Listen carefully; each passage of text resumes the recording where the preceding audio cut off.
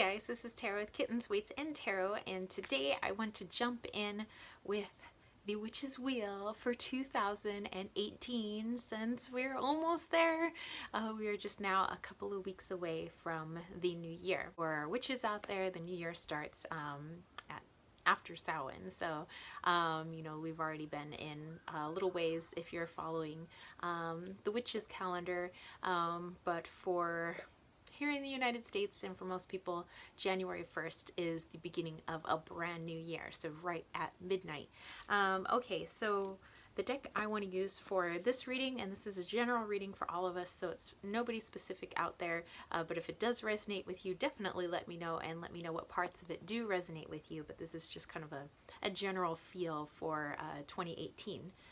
Okay, I'm going to be using the Earth Wisdom Oracle, just because I don't know, when I feel like I'm doing some of my witchy stuff, I really feel, you know, as a green witch myself, that I like to connect to the earth and all that good stuff, and I really feel that the Earth Wisdom is something that helps me do that. Okay, I've also picked out a couple of stones that I feel really resonate with 2018, and I have and of course there are a couple of green stones because I'm really feeling the green and I'm really feeling the earthy for 2018. So I have my lovely piece of serpentine. So this is a different type of serpentine, but it's a lovely piece. To me, it looks like a tortoise shell. So I love that piece of serpentine. And then I also have a green piece of tourmaline. So green tourmaline. And those of you that watched one of my last live chats, you might have seen this on there. I got this recently at the gem fair. I am going to start with Sowing, and I'm kind of go around, so I'm just kind of reading off my notes here. So we'll go Sowing, then we'll go Yule, Imbolc, Ostara, Beltane, Litha, Lunasa, and Mabon. And so I know some of those are like the greater cross quarters and some of them are considered the lesser cross quarters, but I'm just going to go ahead and do all of them. So I'm going to give this a shuffle, and we're going to pull for Sowing 2018.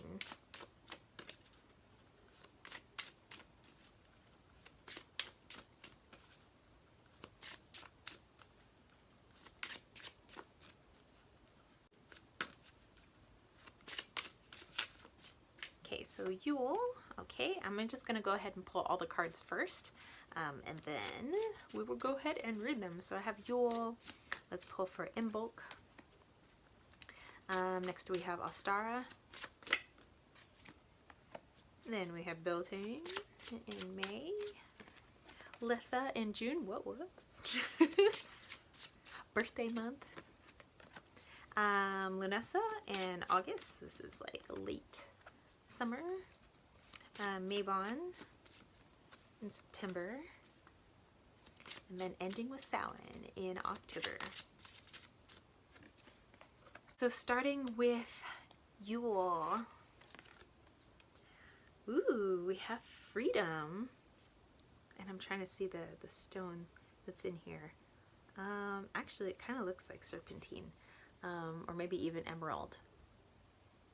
But yeah, we have freedom for Yule 2018. So I'm getting that, I'm just like it's all done. It's over with. Freedom from, and again, this is just general. It's like we're, you know, not having to deal with this certain situation anymore, or this certain responsibility, and it's just like, going into, you know, the new year for everybody else, January 1st, just like really starting fresh, you know, instead of the metaphorically starting fresh and making New Year's resolutions. It seems like for a lot of us, there's some burdens that we carried throughout 2018, and by the time Yule comes around, it's like we're done, we're finally done. Okay, so that's nice. We're gonna have an actual nice refresh going into 2019. Gosh. Next we're gonna go into Imbolc. So this would be kind of around February. Truth. And I love this lady playing the harp. and she's got all these beautiful flowers, and it's like all these like beautiful little blue stones rising up out of these flowers, and she seems really content to just do what she loves to do. So around February time, it looks like we would find the most peace being really honest about who we are. You know, that's easier said than done. You know, oftentimes we put on airs or masks depending on what crowd of people we're hanging out with, because, you know, we want to be accepted by people. We don't want people to look at us as odd or strange, or to be, you know, cast out of a group. So, you know, we kind of adjust ourselves and our persona just based on, you know, who we're with. But if we are really becoming a different person with a particular group, then that's not okay. It's okay to adjust to certain groups, but it's not okay to be a completely different person. So what I'm seeing for February for truth is to, you know, it be who you really are is what I'm hearing. So, you know, adjust to the situations you need to adjust in, but be genuine, be you, you know, still be yourself. You know, for me, I'm kind of a quirky, weird, colorful person.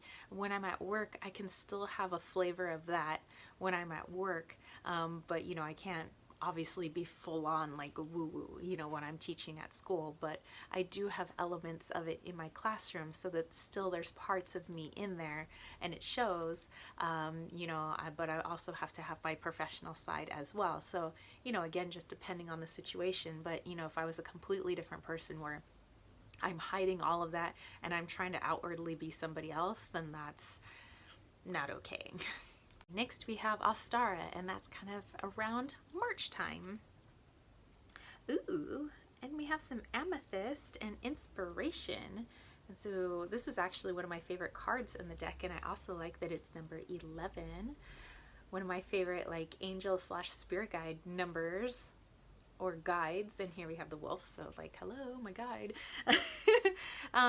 So for Ostara, you know, since that's like springtime, and I know here it's winter, but it says inspiration. So as things are blooming and kind of coming out of the frost, you know, depending on where you live, of course it's like almost like summertime all year round here, except for our rainy season here in San Diego. Traditionally, springtime is a time for bloom, and you kind of see that with the plants. No matter where you live, what your climate is, you'll see kind of the rebirth. You'll see, you know, more.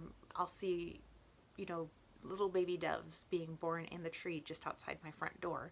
You know, I'll see more little baby lizards running around. I'll see, you know, a lot of new. So here for inspiration, I'm getting that a lot of us might be starting a new project or starting on a new path or venture. So that sounds like fun for Ostara. Next we have Beltane, which is in May, and we have number 23, the big picture. So here, like, she is illuminating light on this key, and it looks like she might be unlocking something. There's like a little door back here. So for Beltane, which is kind of going into almost into summer, we start seeing things like stepping back, whether we have been in conflict with family or, you know, in some sort of situation where it's like, you know, you're in the situation, you can't see a way out of a situation because you're right smack dab in the middle of it. And sometimes our friends or our family members are like, you know, can't you see what's going on? It seems like in May, we'll finally be able to see that big picture of what it was that's going on. We can kind of like pull ourselves out of it and be like, whoa, and start to make some decisions from there. So we'll finally see the big picture of something that we've been like smack dab in the middle of the tornado. Litha, which is like summer in June, my birth month. We have Divine Love, oh my gosh, number 31.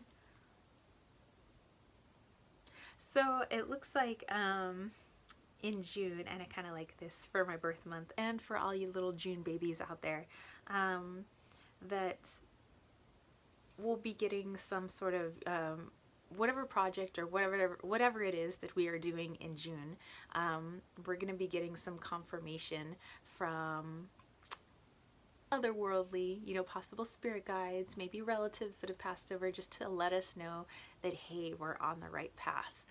So definitely, always be looking for those signs, but it looks like we're going to get that little nudge that, what we're doing is good, and that we're making a lot of the right decisions. In August is Lunasa, so that is kind of, late summer, kind of going into, kids are almost back in school in September. For most kids in my school district will be back in school mid August.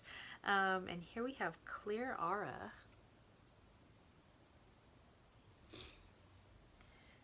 So what I'm getting for that is kind of a time for some self-love, really taking care of ourselves, like going out for a walk, looking after our health, looking after, our bodies, getting our checkups when we need to get our checkups and things like that, and energetically clearing ourselves from people who may not have our best interests at heart.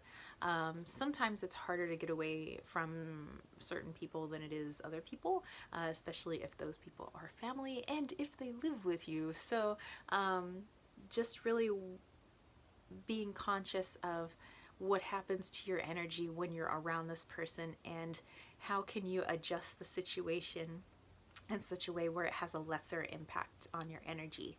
So I'm really seeing like keeping things clear and really looking out for number one, not being so selfish that, you neglect everybody else in your self-care, but, self-love, self-care, and you can, take care of others as well. So, don't neglect everybody else, but, also don't neglect yourself, is what I'm getting for Lunasa. Okay, next we have Mabon, and so this is in September, so kind of, getting ready.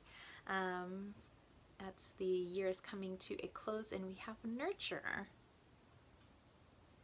Okay, so I'm getting just more of that, just self-care, nurturing yourself, nurturing certain situations, and nurturing things that you want, so that things eventually will pan out for the best for everyone. So it looks like it would just be a continuation from August into September. So it looks like just more of the same of really working on ourselves. Woo! Couple of rough months there. And ending the year with Sowing in October, we have, oh my gosh, Heal Thyself. Okay, so with this, I'm seeing kind of like for forgiveness for yourself, oftentimes we're really hard on ourselves, and, saying that, oh, I should have done this, I should have done that, but we don't have time machines. We can't go back and do the woulda, shoulda, couldas. It happened. That's what happened. And all we can do now is maybe, heal ourselves, heal our feelings, maybe doing some meditation, figuring out why we made the decisions that we did, why others chose to maybe make those decisions, and just being at peace with them, because there's nothing that we can change.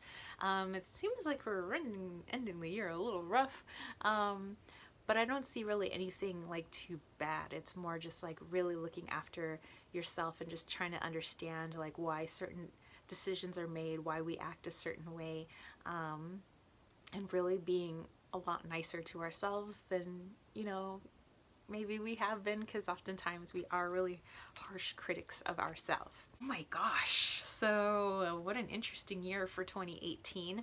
So that was the Witch's Wheel.